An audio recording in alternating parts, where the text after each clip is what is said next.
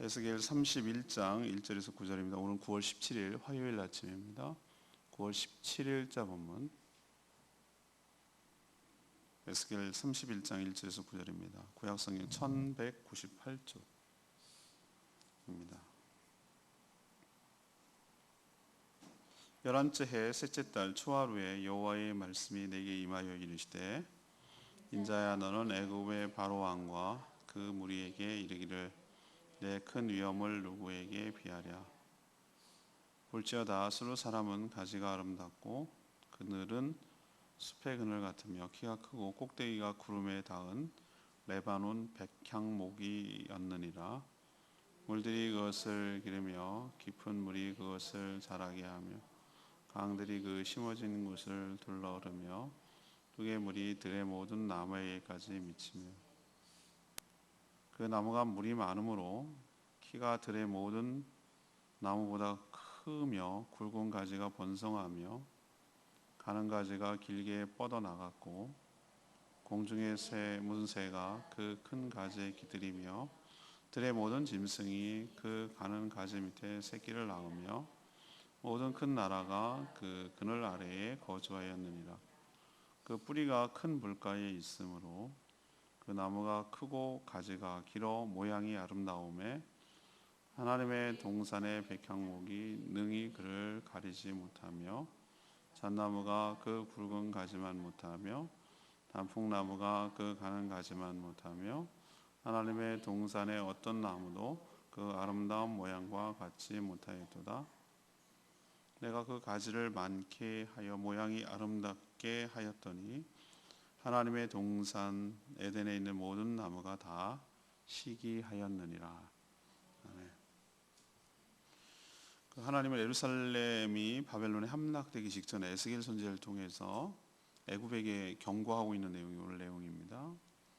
이 바벨론 전에 아수르가 있었는데 아수르는 지금까지 나라 중에서 가장 강대한 그런 나라였으나 바벨론에 의해서 망한 것처럼 애굽도 강대국이라고 자처를 하지만 이 바벨론에 의해서 망할 것을 경고하는 그런 내용입니다.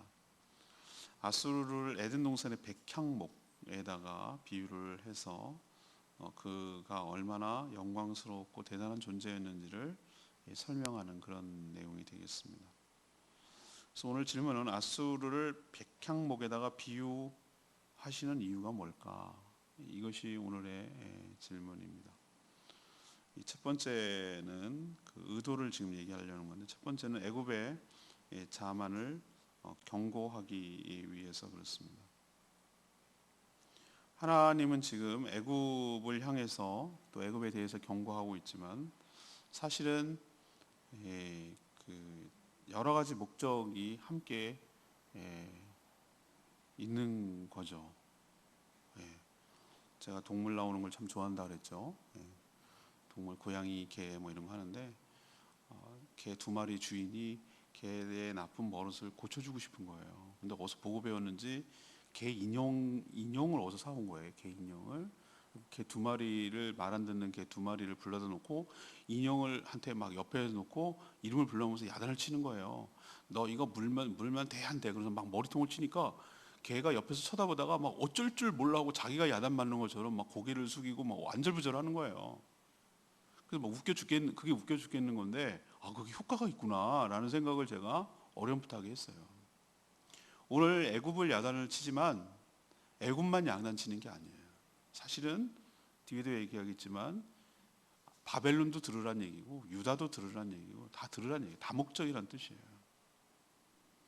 애굽의 경고를 통해서 다른 나라도 함께 경고하려는 그런 의도가 하나님 다분히 담겨져 있어요. 비록 바벨론에게 망했지만 그 바벨론 전에 온 천하를 호령하던 제국이 아수르 제국이 있어요. 아시리아라는 제국이었어요. 아수르를 오늘 말씀해 보면 뭐에 비유하고 있죠? 하나님의 동산이 어디입니까? 에덴이죠. 에덴의 백향목에다가 비유를 하고 있어요. 솔로몬이 그 궁전을 지었을 때가 그 두로 그쪽에서 나온 백향목이잖아요. 아마 최고급 자재였던 것 같아요. 어느 나무보다 굵고 컸죠. 또 그 나무에 의지해서 새들이 깃들어 거기에 거주했다고 표현하고 있어요. 또 뿌리가 물가에 닿아 있어서 크고 가지가 길고 아름다웠다라고 표현. 이건 다 상징이에요. 그 제국, 아수르라는 제국이 얼마나 거대하고 영향력이 컸는지를 이런 식으로 비유를 하는 거죠. 새들이 깃들었다는 얘기 뭐죠? 주변에 있는 여러 나라와 백성들이 그 영향력 아래서 혜택을 보고 살았다. 그 뜻이잖아요. 그죠? 그래서 모든 나무들의 시기와 선망의 대상, 부럽기도 하고 또 배 아프기도 하고 뭐 여러 가지 복합적인 그런 대상이었어요. 왜 이런 비유를 왜 꺼내실까요? 애굽한테 왜 아수르 얘기를 합니까? 이처럼 강성하고 부강하던 나라 이 아수르도 그 당시로 보면 보잘것없는 신흥국이라고 할 수 있는 바벨론에 의해서 하루아침에 망한 것처럼 애굽 너도 2절에 보니까 너의 큰 위험을 어디에 비교하겠냐, 누구에게 비하냐. 그 얘기는 뭐냐면 너도 못지않게 강대국이라고 자처하고 대단한 것처럼 여겨지지만 아수르처럼 자만하다가는 너도 한순간에 망할 것이다 라는 것을 경고하려고 아수르 얘기를 꺼내는 거예요. 이미 망한 나라를 꺼내는 거예요. 세상에 수많은 제국이 섰다고 그랬었죠. 왔다 갔다 그랬잖아요. 그죠?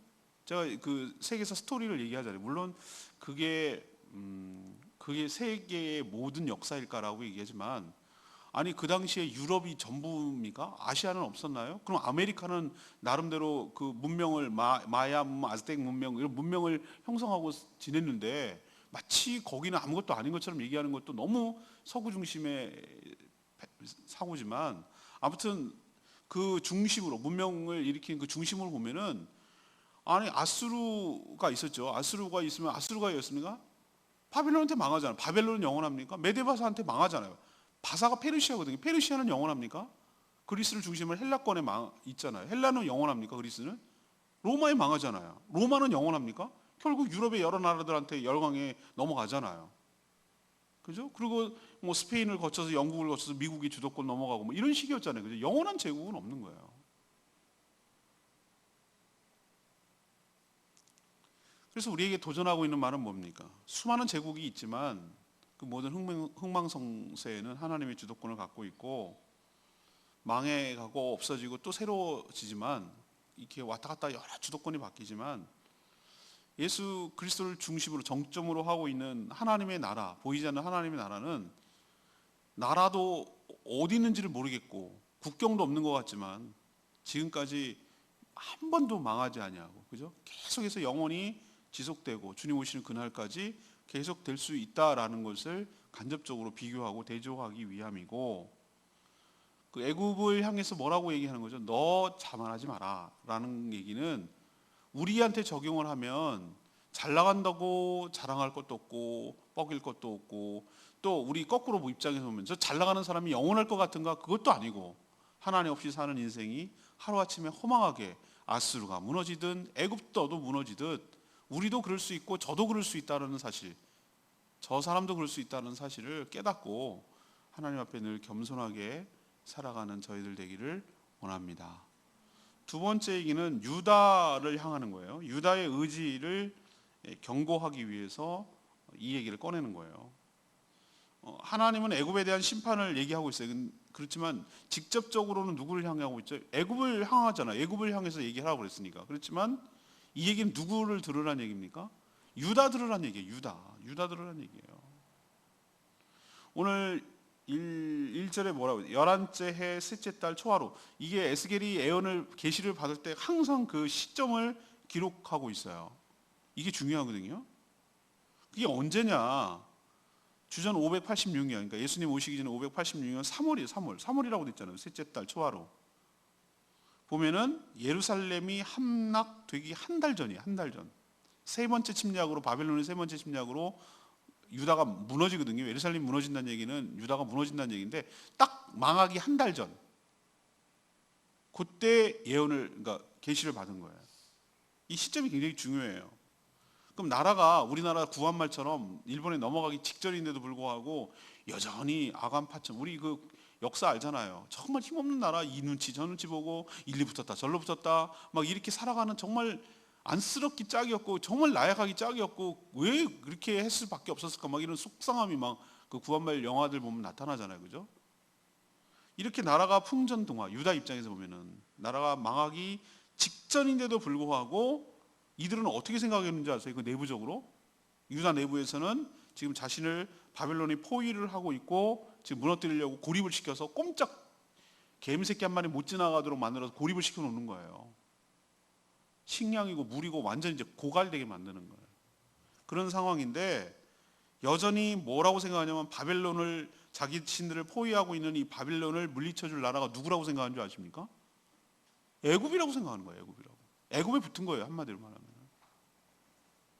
그러면서 아마 비둘기라도 날렸을걸요. 요즘 같으면은 막 전화 걸었을걸요. 형님 도와주세요. 우리가 큰일 났어요. 지금 어제도 얘기했지만 애굽도 제정신이 아니에요. 하나님께서 팔을 꺾어놨잖아요. 양팔 중에서 한 팔을 꺾어놨. 내전이 일어나가지고 자기도 정신을 못 차리는 상황이에요. 전혀 도와줄 수 있는 상황이 아닌데도 얘네들은 그렇게 생각하는 거예요. 바벨론한테 포위를 당하고 있으면서 도와달라고 거기 쳐다보고 앉았는 거예요.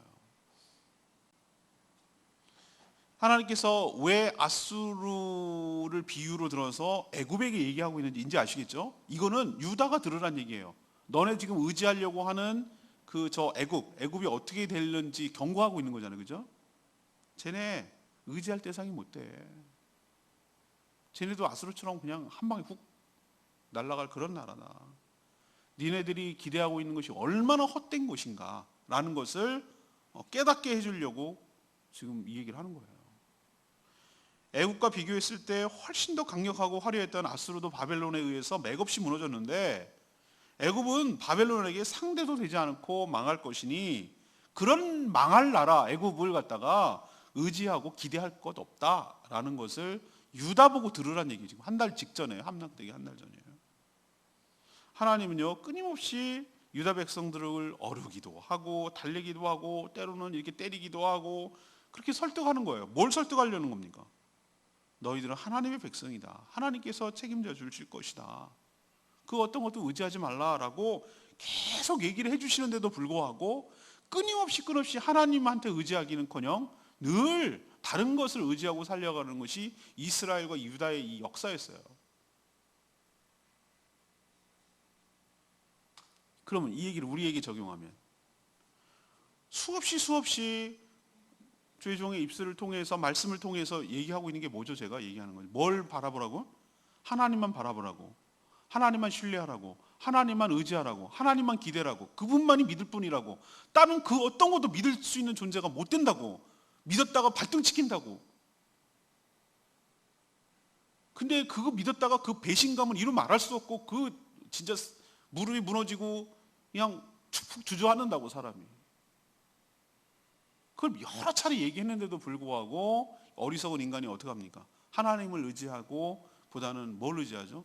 사람을 의지하고 물질을 의지하고 뭘 자꾸 의지하려고 하나님 외에 다른 걸 의지하려는 경향이 얼마나 또 힘 있어 보이고 뭐가 있어 보이고 그동안 잘 기대고 잘 이렇게 얻었고 뭐 이런 쪽에 계속해서 의지하려는 경향이 우리 가운데 아주 뿌리 깊게 있어요. 특히 친정을 의지한다든지 뭐 남편을 의지한다든지 자식을 의지한다든지 뭐 그동안 쌓아놨던 통장에 돈을 의지한다든지 뭐 미모를 의지한다든지 뭐 자기 나름도 한가닥 이게 붙들고 있는 게 있다니까요. 하나님께서 오늘 유다에게 하는 말이 그거예요. 야, 네가 기대고 의지하고 있는 거 애굽 어떻게 되는지 알려줄까? 이 얘기예요 지금 하나님께서. 쟤네 너네 못 도와줘. 자기 살기도 바빠 지금. 자기 코가 석자야. 내분이 일어나 내전이 일어나가지고 지금 휘청휘청해. 자기도 못할 판인데 뭘 너네를 도와줘. 그런 헛된 꿈 싹 버려라 라는 얘기를 하고 싶은 거예요 하나님께서. 우리도 하나님께서 이런 경고를 했을 때 나는 뭘 의지하고 살지? 내가 무슨 일이 팍 생겼어. 그러면 내가 제일 먼저 떠오르고 제일 먼저 전화 걸고 제일 먼저 찾는 게 내가 의지하는 거라니까요. 그거가 하나님이 아니면은 나도 한번 다시 생각해 봐야 돼요. 발등 찍힌 사람 한둘이 아니에요. 사람 믿지 마세요, 여러분들. 그 어떤 사람도 믿음의 대상이 아니에요, 여러분. 아니라고요. 아니에요. 그거 믿었다가 큰 코 다칩니다. 그러니까 사람은 그냥 사랑의 대상이에요. 언제든지 배신할 수 있고 언제든지 등 돌릴 수 있고 언제든지 그럴 수 있는 존재가 사람이에요. 나도 그런데 뭐 여러분 안 그럴 것 같으세요? 여러분 입장에서, 다른 사람 입장에서 여러분을 바라봤을 때 안 그럴 것 같냐고요. 우리도 수틀리고 마음 상하고 그러면 싹 돌아섭니다. 무섭습니다. 그러니 사람 의지하지 마시고 하나님만 의지하시고 하나님만 바라보며 살아가는 저와 여러분 되기를 소망합니다. 세 번째 얘기는 결국 누구도 들으라는 얘기입니다. 얘기는 애굽 들었고 유다 들었고, 세 번째는 바벨론의 교만을 경고하기 위해서 이 얘기하는 거예요. 아수르의 위엄과 영광은 다른 나라를 압도했다, 오늘 그렇게 표현하고 있어요. 백향목이 비유하고 다른 모든 나라의 선망과 시기의 대상이 됐다 그랬죠. 하지만 작은 신흥국에 불과했던 이 바벨론, 이제 막 떠오르기 시작한 이 바벨론한테 어이없이 한순간에 쫄딱 망하리라고는 아무도 상상 못했어요. 하나님은 지금 애굽에게 아수르도 망했는데 애굽은 바벨론에게 상대도 되지 않는다라는 것을 지금 얘기하고 있는데, 그럼 하나님은 바벨론 편인가? 라고 생각이 들잖아요. 그죠? 근데 그렇지 않아요. 하나님의 이 말씀은 뭐가 됩니까? 부메랑 아시죠? 휙 돌리면 다시 자기에게로 돌아오는 거. 이 부메랑이 되어서 바벨론에게도 향할 수 있다는 걸 여러분이 알아야 돼요. 아수르도 애굽도 쳐서 무너뜨린 분이 바벨론이라고 못 무너뜨릴 이유가 없잖아요. 그렇죠? 바벨론은 지금 승승장구하고 모든 나라를 쳐서 제압하고 완전히 그냥 세상을 완전히 장악하고 호령하고 있어요. 이 세상의 모든 것들이 자기 손 아래 이렇게 있는 것처럼, 주물럭주물럭 할 수 있는 것처럼 느껴질 수 있어요. 하지만 애굽을 향한 하나님의 경고는 곧 자신들에게도 해당된다는 사실을 깨달아야 될 줄로 압니다. 자신이 하나님이라고 착각했던, 그리고 교만했던 나라의 최후가 무엇인지를 보고 하나님의 도구에 불과한 바벨론 역시 이 하나님의 경고를 겸허하게 받아들이라 라는 의미로 우리가 깨달아야 될 줄로 압니다. 하나님께서 사용하지 못할 방법이 없다고 그랬죠. 하나님 쓸 수 있는 카드는 정말 다양하고 할 수 있는 방법은 다양하다고 말씀드렸어요. 바벨론은 이뻐서가 아니라 하나님의 뜻을 이루기 위한 도구로 사용했던 것 뿐이에요. 자기가 잘나서가 아니었어요. 그런데도 불구하고 자기는 처음부터 잘나서 강하고 그런 줄 알고 교만했다가는 네가 한 것처럼 너도 당할 거다 라는 것을 우리에게 가르쳐주고 있는 줄로 압니다. 9절에 있는 말씀이 레바의 말씀인데요, 내가 그 가지를 많게 하여 모양이 아름답게 하였더니 하나님의 동산 에덴에 있는 모든 나무가 다 시기하였느니라. 여기서 나는 누구죠? 하나님이죠. 하나님이 아수르의 부강과 번성을 이루시다. 내가 그 많은 가지를 많게 하여 모양이 아름답고 뭐 이렇게 했잖아요. 주체가 누구입니까? 하나님이시잖아요. 이 말은 아수르 스스로가 잘나서 강해서 세상을 지배한 것이 아니란 뜻이에요. 하나님은 창조주인 동시에 주권자입니다. 나라는 물론 한 가정과 개인의 생사 화복이 다 하나님께 달려있다라는 것을 우리에게 보여줘요. 강하고 아름답게도 하시고 약하게 하여 없애기도 하시는 분이에요. 그러니까 내가 뭐 있다고 자랑할 이유도 하나도 없고 내가 없다고 주눅들 이유도 하나도 없어요. 하나님의 주권 아래 있음을 고백하고 그 주권 아래 순종하며 믿음으로 살아가는 우리들이 될 때, 그리고 또 은혜가 무엇인지를 알고 은혜로 살아가는 법을 배워갈 때 우리가 그런 것에 연연하지 않고 그것에 흔들리지 아니하고 하나님만 의지하고 살아갈 수 있는 비결이, 은혜로 살아가는 비결이 거기서 나오는 줄로 믿습니다. 오늘 질문 얘기했어요. 하나님께서 왜 아수르를 백향목에다 비유를 하고 이런 얘기를 하는 거죠? 애굽 정신 차려라. 니네도 아수르처럼 강하지만 너희도 아수르 망한 것처럼 너희도 망할 수 있어. 교만하지 말아라는 얘기. 두 번째 얘기는 뭡니까? 유다 보고 하는 얘기예요. 봤지. 애굽 형편, 너 도와줄 형편이 안 돼.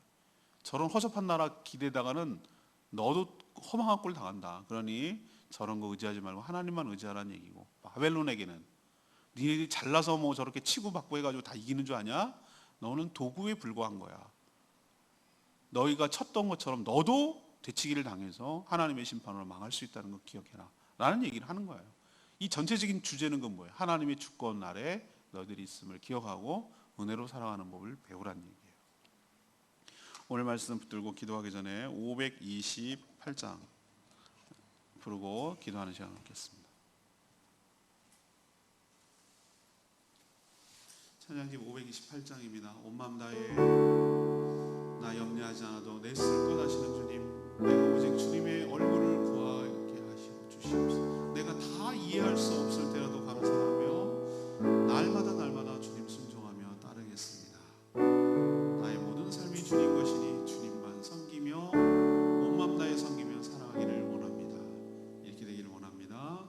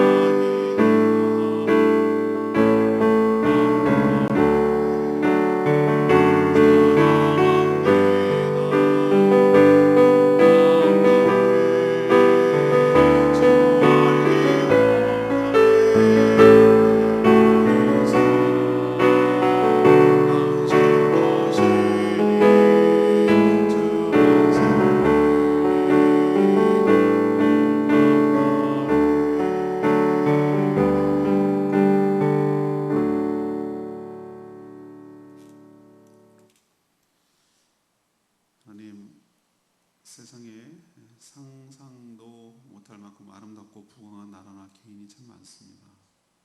그러나 그 모든 영광과 영화로움이, 부요함이 하나님의 주권 아래 있음을 믿습니다. 어느 나라도 영원하지 못하며 하나님께서 거둬가시고 치시는 그 화려한 영광도 명성도 아무것도 아님을 깨닫게 하여 주시옵소서. 그런 헛된 영광을 추구하며 또 의지하는 자 역시 허망하게 망하게 됨을 깨닫게 하여 주시옵소서. 하나님 없이 살아가려는 교만한 마음을 버리고 매 순간 은혜로 살아가는 법을 배워가게 하여 주시옵소서.